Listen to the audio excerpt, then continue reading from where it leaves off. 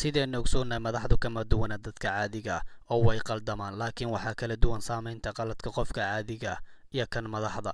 halkaani waxaan kugu soo gudbin doonaa 10 qalad oo ka dhacay madaxda caalamka, kuwa hore iyo kuwa hadda madax ah. qaladaadkani laba ka mid ah isbuucyadayna soo dhaafnayay dhaceen. qaladaadkani ayaa isugu jira kuwa diblomaasiyadda ka baxsan iyo kuwa shakhsiyan uga dhacay madaxda. kusoo dhawaada muuqaalka. haddaad nagu cusub tahay nagu soo biir.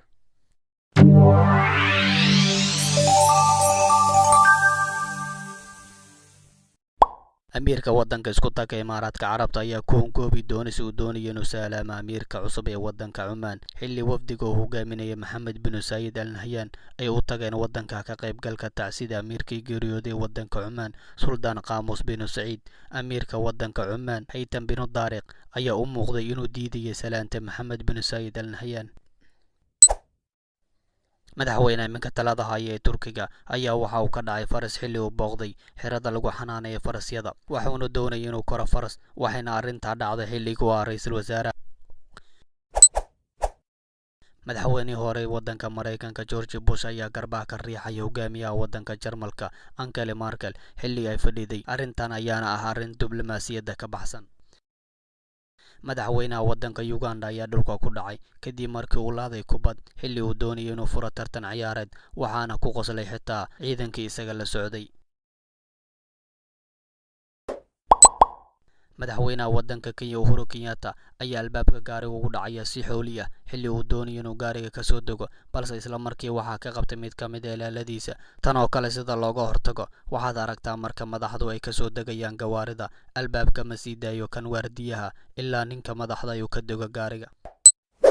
madaxweynaha waddanka Lubnaan Michel Aoun ayaa dhulka ku dhacaya xilli madaxda wadamada jaamacadda Carabta isku diyaarinayeen sawir kooxeed xilli uu soo dhamaaday kalfadhigii 28aad ee jaamacadda Carabta, waxayna kaamiradu qabanaysaa madaxweynaha waddanka Yemen Cabdirabbi Mansuur Haadi oo ku qoslaya kufitaanka madaxweynaha Lubnaan. arrintan ayaana noqotay mid la yaab leh. madaxweynihii hore ee waddanka Mareykanka oo la sheekaysanaya dad kale ayaa waxaa soo garab fadhiisanaya ra'iisul wasaaraha waddanka Ciraaq Haydar al-Abadi, isagoo oo dooraya bal inuu soo jeesto Barack Obama, balse arrinta weji gabaxa ku noqota ayaa ah inuu Barack Obama fadhiga ka kacay isagoo sii wata sheekadiisii. Haydar al-Abadi oo tala ku cadaatay ayaa saacadda fiiriyay, dabeetana waa iska dhaqaaqay. madaxweynihii hore ee waddanka Mareykanka Obama oo jeedinaya shir saxaafadeed aqalka cad ee Mareykanka ayaa haraati ku furay albaabka xilli uu doonayay inuu ka baxo albaabka, waxa uuna noqday muuqaal qosol iyo la yaab leh. maxamed bin Rashid Al Maktoum oo ah maamulaha magaalada Dubai ahna madaxweyne ku-xigeenka waddanka isku taga Imaaraadka Carabta